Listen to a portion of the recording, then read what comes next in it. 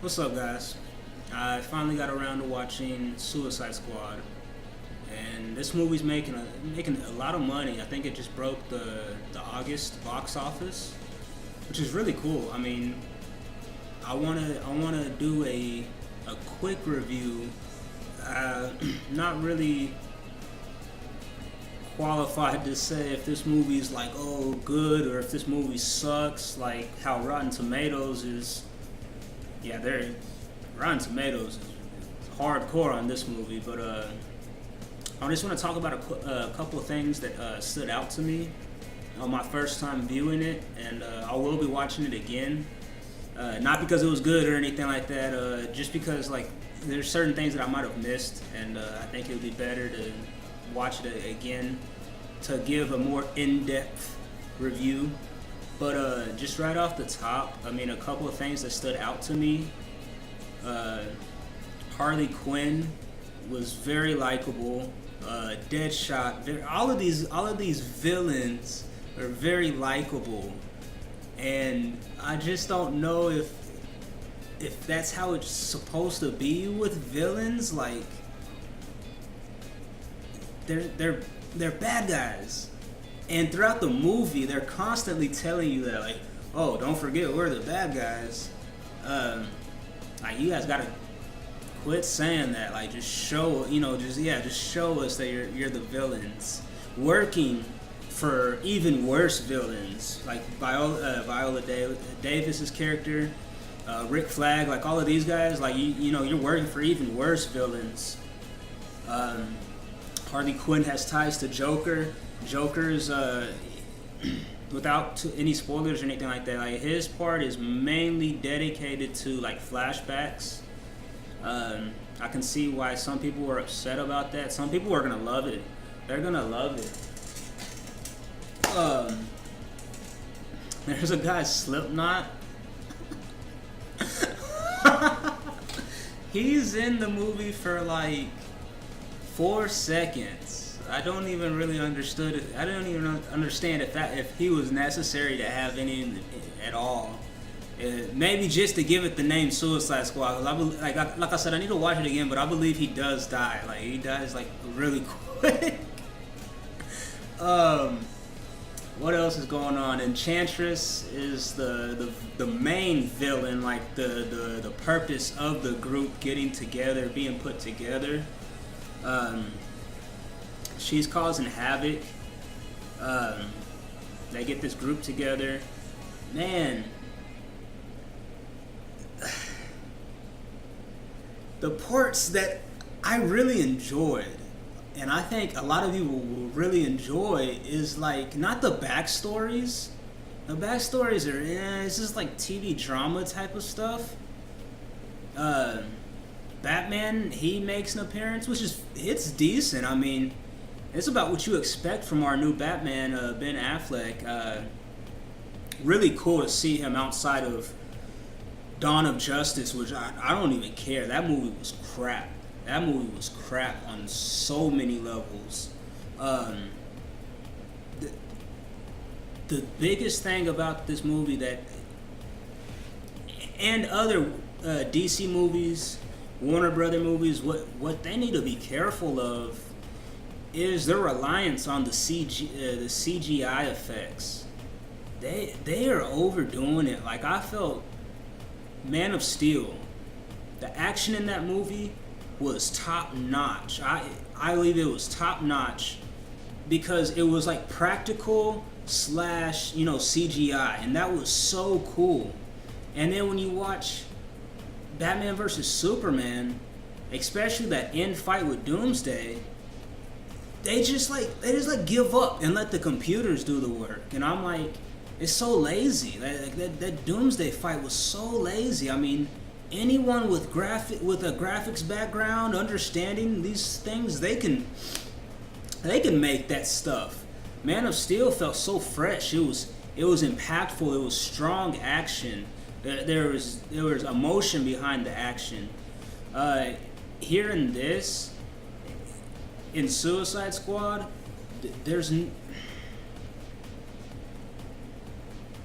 I don't want to say like this team was necessary.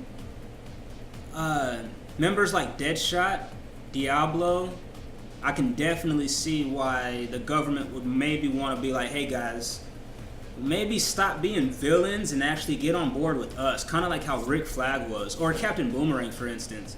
Now he's a little crazy, but like, you know how they're like, get on board with us, and you know, we can put your talents to actual good use. Because like I said, these guys aren't just villains. Like, they actually do try to make us feel for these characters, you know, on a deeper level.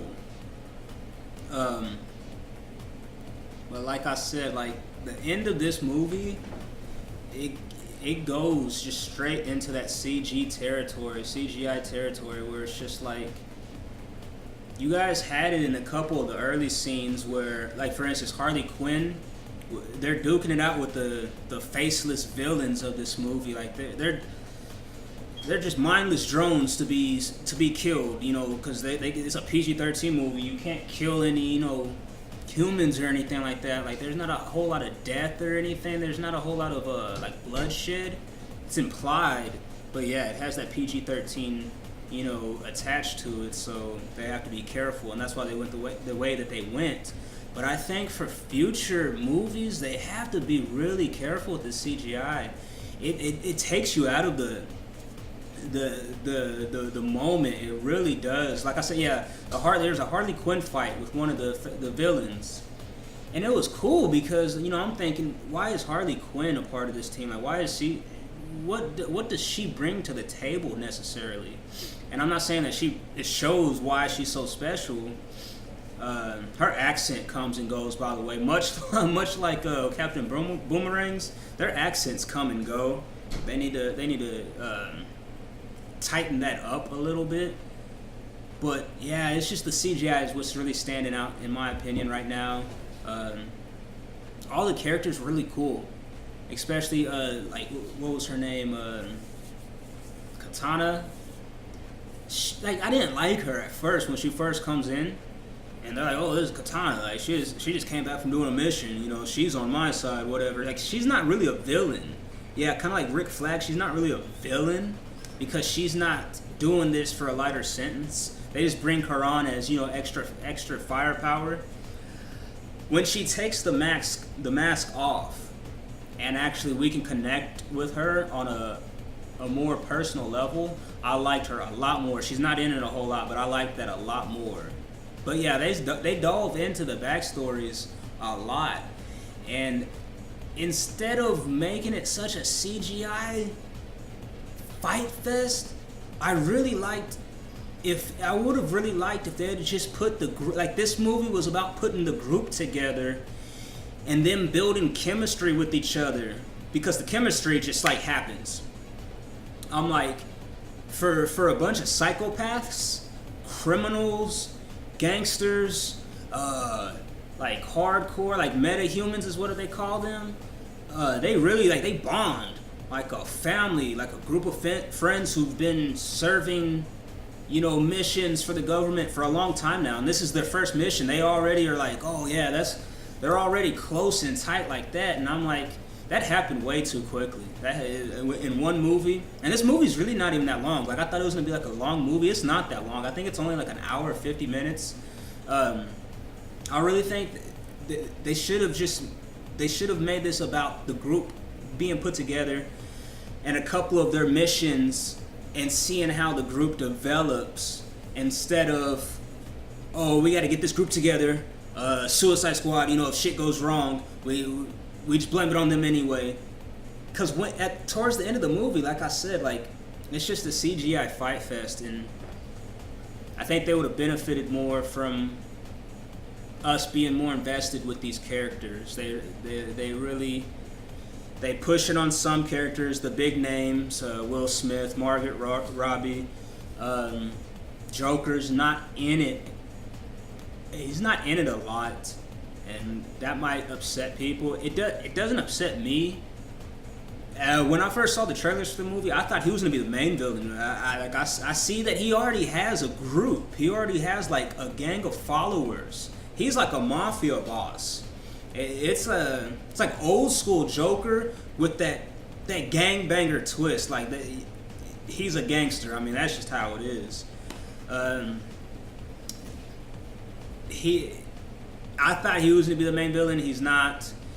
He's in the movie for flashbacks of Margaret Robbie and Harley Quinn, and he's in it throughout very sparsely, very sporadically. And like I said, like the main villain in this movie is the Enchantress, and like I said, I don't have a problem with that.